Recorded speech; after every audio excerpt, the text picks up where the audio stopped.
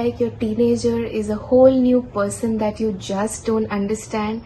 One moment they are hugging you tight, and another moment you ask them a simple question and all you get is silence, sarcasm, or a total meltdown. You are not alone. Assalamu alaikum my dear viewers. आज हम बात करने वाले हैं parenting के एक बहुत ही tricky phase के बारे में. Yes, dealing with teenagers can be very tricky and very complicated क्योंकि सडनली ये फेज में एंटर करते ही बहुत से पेरेंट्स को अपना अप्रोच काफी चेंज करना पड़ता है and that can be very overwhelming. सो आज के वीडियो में हम बात करेंगे 5 ऐसी कॉमन मिस्टेक्स के बारे में जो हम एज पेरेंट्स कभी कभी कर देते हैं while dealing with our teenagers. और ये 5 मिस्टेक्स के बाद I will be sharing a very important point जो कि अगर आपने मिस कर दिया तो शायद आप ये 5 पॉइंट्स को अच्छे से इम्प्लीमेंट करने के लिए रेडी नहीं होंगे. यस, आज के सोशल मीडिया के जमाने में most of us know what is to be done and what is not to be done. अगर हमने इंस्टाग्राम खोल लिया तो हमारे फीड में कितनी पेरेंटिंग की रील्स आ जाती है एंड मोस्ट ऑफ देम से the same thing of what we are suppose to do and what we are not suppose to do.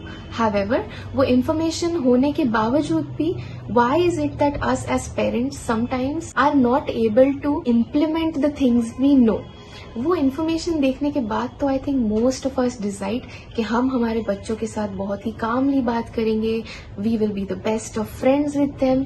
लेकिन जब वो मोमेंट आता है जब हमारा बच्चा हमारा फुल्ली पेशेंस टेस्ट कर देता है, then we lose it all and we feel like वो सारा इन्फॉर्मेशन जो इंटरनेट पे है वो मेरे और मेरे बच्चे के लिए तो बना ही नहीं है. सो आई विल शेयर कि ये क्यों होता है कि जब हमें इन्फॉर्मेशन पता भी होती है तो हम उसे इम्प्लीमेंट नहीं कर पाते हैं. So make sure you watch till the end of this video because अगर आपने वो पार्ट मिस कर दिया तो शायद ऐसा हो जाएगा कि आपने फोन को चार्जर से कनेक्ट तो किया लेकिन आपने स्विच ही ऑन नहीं की. सो knowing those 5 points will only be useful if you understand the essence of the last part of this video. So let us first understand by knowing our teenage brains better. जो हमारे teenagers का brain है वो हमारे adult brain से काफी different होता है. तो जब हम उसे समझेंगे तो we will be in a better emotional state to react in a different manner. हमारा जो टीनेज ब्रेन है वो अभी भी अंडर कंस्ट्रक्शन है. 2 इम्पोर्टेंट पार्ट्स के बारे में मैं आज बात करूंगी. एक है जिसको बोलते हैं प्री फ्रंटल कॉर्टेक्स. ये जो एरिया होता है वो ज्यादा करके रिस्पॉन्सिबल होता है डिसीजन मेकिंग के लिए, इम्पल्स कंट्रोल के लिए एंड लॉजिक को यूज करने के लिए. और ये जो एरिया है वो उनके ब्रेन में अभी तक डेवलप फुल्ली हुआ नहीं है. जबकि दूसरा जो एरिया है वो होता है amygdala. Amygdala is responsible for emotional reactions और ये जो होता है वो फुल्ली एक्टिव होता है.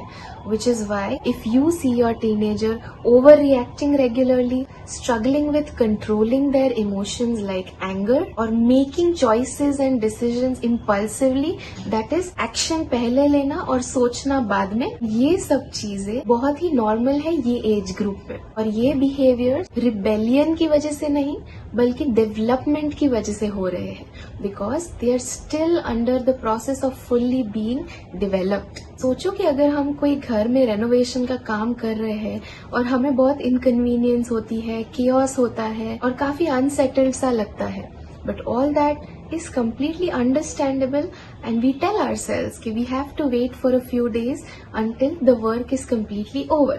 Similarly, जब हमारे teenagers ऐसे behave करते हैं तो it is important to tell ourselves that they are going through a vigorous process of being developed and all we have to do is understand that process and stay with it instead of getting worried about it.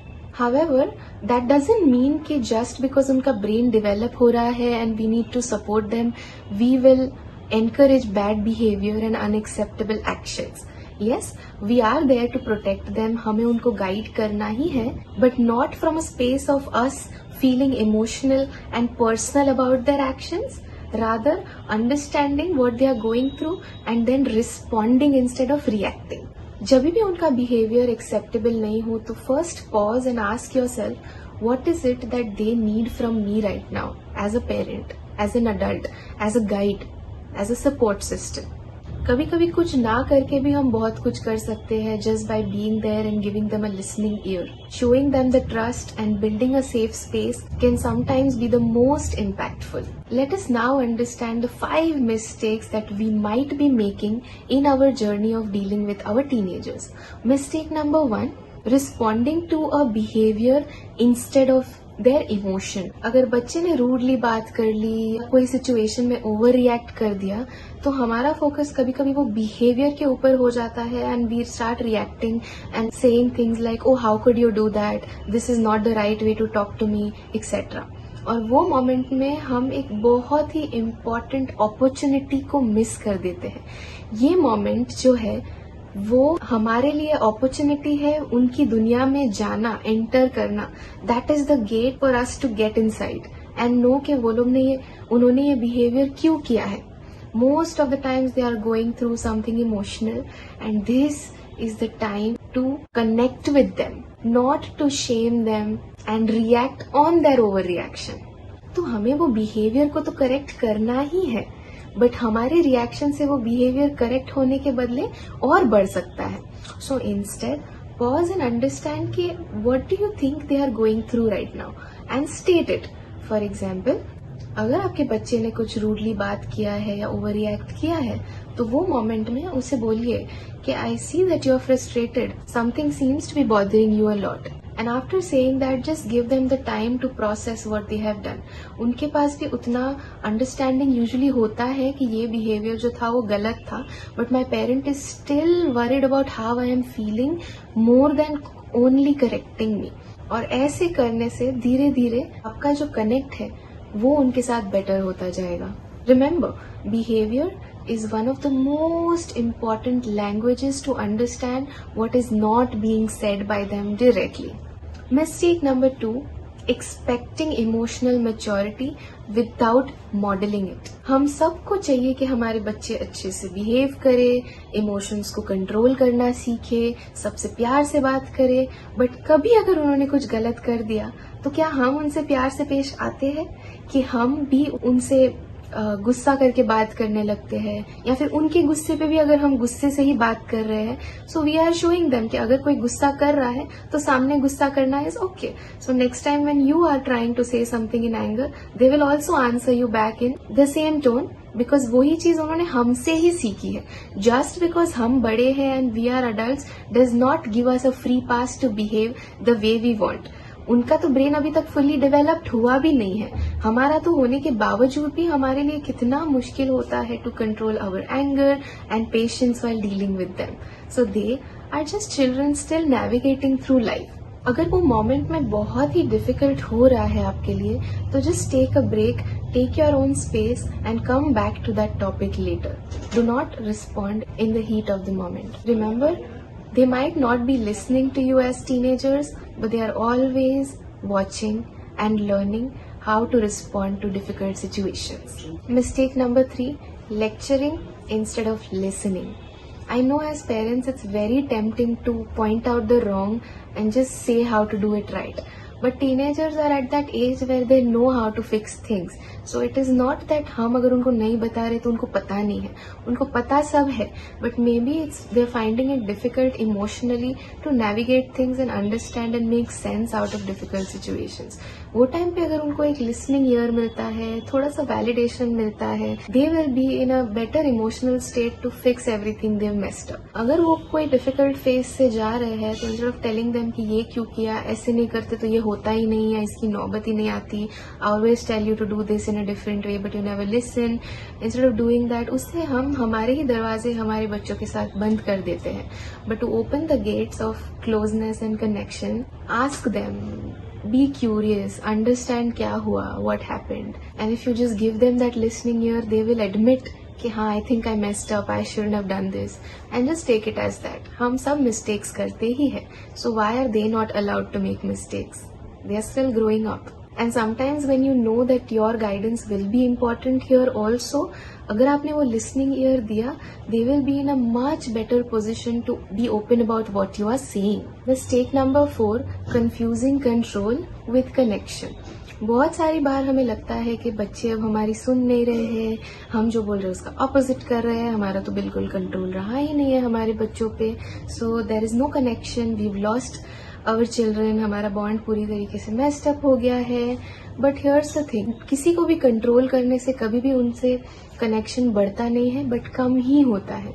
The more you let loose of them and show them that you trust them and their decisions and that it's okay if they make mistakes and you are there to be there around and guide them, but more importantly support them and be there, the better the connection will be. So अगर आपको truly अपने बच्चों से connect करना है, so let go of control and prioritize connection. Trust और bond हमेशा space देने से बढ़ता है, ना कि space को कम करके एक दूसरे को suffocate करने से. Mistake number 5, avoiding conflicts. हमें लगता है कि अगर हमें हमारे बच्चों से कनेक्ट करना है तो फिर उनसे आर्ग्यू करके, उनको रिस्ट्रिक्ट करके, उनके ऊपर रूल्स डाल के हम वो चीज़ नहीं कर पाएंगे। लेकिन कॉन्फ्लिक्ट्स को अवॉइड करके कनेक्शन बढ़ता नहीं है, बट स्पेस बढ़ता है, because you are not interacting with them, you are not understanding that there can be differences between the two of you and you can always be in a space to agree to disagree. Communication is important. Agreeing all the time is not. So make sure कि आप उनसे regularly बात करिए, अपने points को honestly share करिए. जहाँ पे भी डिसएग्रीमेंट्स है तो उसे भी एक्सेप्ट करिए, उनके पॉइंट ऑफ व्यू को रिस्पेक्ट करिए. कभी कभी ऐसा भी हो सकता है कि we are human beings and we can make mistakes. उनसे समझिए कि उन्होंने अपनी नज़र से दुनिया को कैसे देखा है. थोड़ा हम उनसे सीखेंगे, तभी थोड़ा वो हमसे सीखने के लिए राजी रहेंगे. So the goal is to connect through conflicts, not by avoiding them. कभी अगर आर्ग्यूमेंट हो जाता है तो later on say that I did not like the way you speak to me, but I also know that I could have spoken to you in a better way. So just know that I really care for you, I love you, and that we will figure this out in a better time. Conflict होना बहुत ही natural है, but always remember to repair and reflect after some time when you and your child both are in a better head space. ऐसा मत सोचो कि अब वो भूल गया होगा and I will let this conflict go away. It is surely there in their mind, but they are not speaking about it.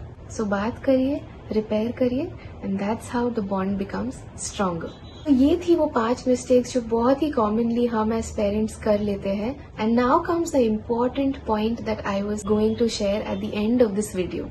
So the interesting part is कि आजकल के पेरेंट्स को, because the information is so readily available on internet, ये सारे points जो मैंने mention किए वो ज्यादा करके पता होंगे. लेकिन फिर भी why is it that in that moment it becomes so difficult? It is because most of us, not just as parents but as individuals, as human beings, lack a very important life skill which is called emotional regulation. हमने इस skill को बचपन से सीखा ही नहीं है कि emotions को रेगुलेट करते कैसे हैं. मोस्ट ऑफ द पेरेंट्स जो आज की जनरेशन के हैं वो एक ऐसे टाइम पे ग्रो अप हुए हैं जहाँ पे emotions were not supposed to be expressed. They were supposed to be kept inside. The only acceptable emotion out there was happiness, and the only acceptable action back then was respect. Disagreeing with people was considered rude back then. So now, जब हमारे बच्चे हमसे disagree करते हैं, so we get very triggered and we do not know how to respond to them in a calm and patient way. तो हम as parents struggle इसलिए नहीं करते हैं कि हमें पता नहीं है क्या करना है, but हम इसीलिए struggle करते हैं क्योंकि हमें हमारे इमोशन से डील करना अभी तक आता नहीं है.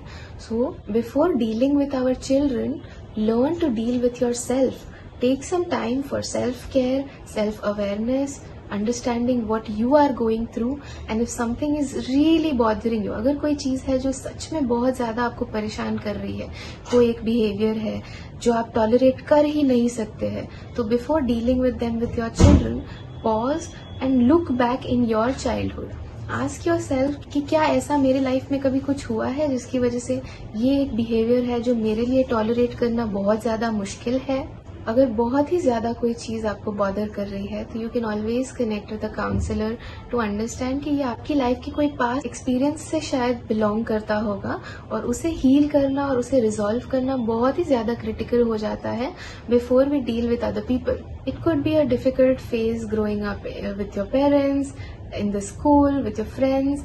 कोई भी एक ऐसे एक्सपीरियंस से हो सकता है कि जो आपको शायद उतना अवेयरनेस है नहीं वो सिचुएशन का. So look within, understand yourself better, and that's how you will be able to understand your children and other significant relations better. अपने आप को रेगुलेट करने के लिए आप अपने आप को 2 क्वेश्चंस पूछ सकते हैं. क्या मैं अभी एक काम स्टेट में हूँ to respond and guide with my child, or am I in a state where I might just explode. And second, क्या ये रिएक्शन और मेरा जो फीलिंग है वो मेरे बच्चे के एक्शन की वजह से है, या is this something about me that keeps bothering me for a while now. ये 2 क्वेश्चंस आपको बेटर क्लैरिटी देंगे whether this is a good time to speak to your child or you need to come back to them later. So you see, knowing the right thing and being able to do it are 2 different things.